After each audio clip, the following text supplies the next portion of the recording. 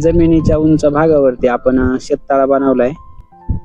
या प्लॉट मध्ये आपण लावले तर आंबे, हे छप्पर दिसतंय, हे आपला गोट फार्म आहे.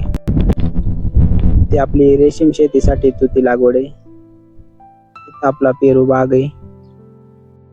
हा आपला सोनचाफा लागवड आहे. त्या खालच्या प्लॉट मध्ये सोनचाफा लागवड केली. तर आपल्या शेततळ्यामधून आपण बिगर मोटरीचं पाणी सोडलेले आपण जाऊन पाहणार आहे. 3 फुटाने रिकामा झाला. आपण आता शेततळ्याकडे चाललोय. हे बघा, हा आपला शेततळा. तो पांढरा व्हाईट पट्टा दिसतोय, त्याच्यावरती असं तिथपर्यंत पाणी होता. म्हणजे जवळजवळ हा शेततळा आपला चित्र आणि 1 दिवस असं मिळून आपण सोनचाफ्याला सोडला होता बिगर मोटरीचा. जलपरीचा काळा पाईप आहे, असा इकडून असा आला आणि ही वायर आहे इकडची. इथं बटन केलंय. केल्यानंतर आपण पाऊस न लागावा म्हणून याला झाकण करणारच आहे. तर हा फक्त असा चालू केला का मोटर स्टार्टअप होती आणि जेव्हा लाईनीतला पूर्ण एअर निघून गेला तिकडं ड्रीपचा का मग हे लगेच बंद केलं का जो पाणी आहे तर या बस पाईपानं असं या पाईपातून त्याला चालूच राहते. आपण एकदा मोटर चालू करायची आणि बंद एअर निघून गेला लाईन मधला का पाणी चालूच राहतो. हा काळा पाईप तुम्हाला मी सोनचाफ्यापर्यंत दाखवतो.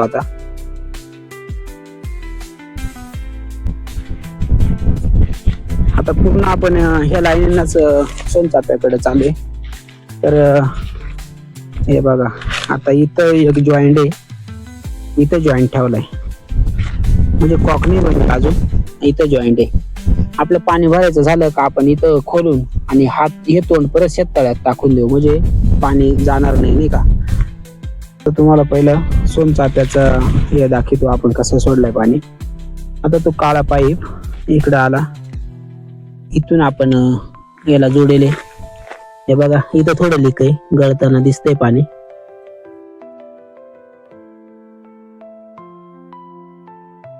शेततळ्यामध्ये एकची मोटर आहे जलपरी आणि हा काळा पाईप इथं जोडला आणि इथून ही 2ची लाईन आहे. अशी पूर्ण लाईन गेली सोनचाफ्याकडं.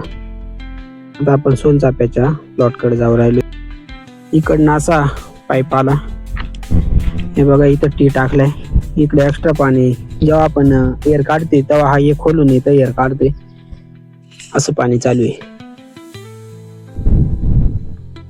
अशा पद्धतीनं पाणी चालू आहे.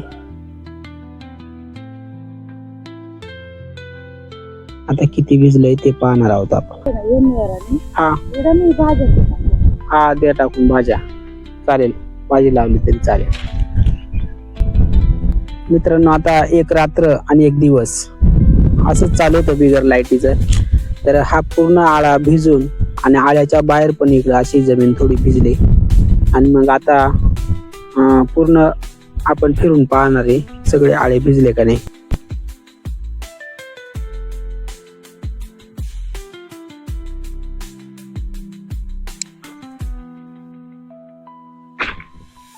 पूर्ण सगळ्या झाडांना व्यवस्थित पाणी गेलंय आणि हे बघा, इथं झाड मेलेले. आता इथं एक मेले,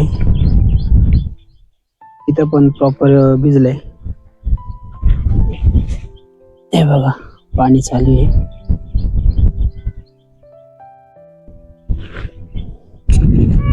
म्हणजे पूर्ण जे आळे आहेत ते पूर्ण भिजलेत. बघा, जमीन अशी साईडनं वळली दिसते. मस्त भिजले. आपण इथं 100 झाडं लावलेत आणि सोनचाफ्याच्या 100 रोपांची लागवड केली होती. त्याच्यामधून 15 रोप मेले. आता ते का मेले याचं काही कारण आपल्याला स्पष्ट समजलं नाही, तरी पण आपण बघूया नंतर. पाणी व्यवस्थित गेले. आता आपल्याला ड्रीप बंद करावा लागेल. हे बघा, आळे भिजून आणि पूर्ण असे साईडनं पण ओले झालेत. तर पाणी भरपूर आहे, कारण याच्या आधी आपण रोटर मारला होता, तर त्याच्यामुळं थोडीशी भुसभुशीत जागा असल्यामुळं ते पूर्ण आता लांबवरती पाणी पोचलेले. आणि आता आपण याला आता हे पाणी सोडायचं आता बंद करणार आहोत, कारण आता याला भरपूर पाणी भेटलं. तर मित्रांनो, आमच्या शेततळ्यातून आम्ही बिगर लाईटीचं मोटरचा वापर न करता आपण सोनचाफ्याला जे पाणी सोडलं, तर ही व्यवस्था तुम्हाला कशी वाटली कमेंट करून जरूर कळवा. आणि व्हिडिओ जर आवडला तर शेअर, लाईक, सबस्क्राईब करायला मित्रांनो विसरू नका. भेटू आपण अशाच नवीन व्हिडिओ सोबत.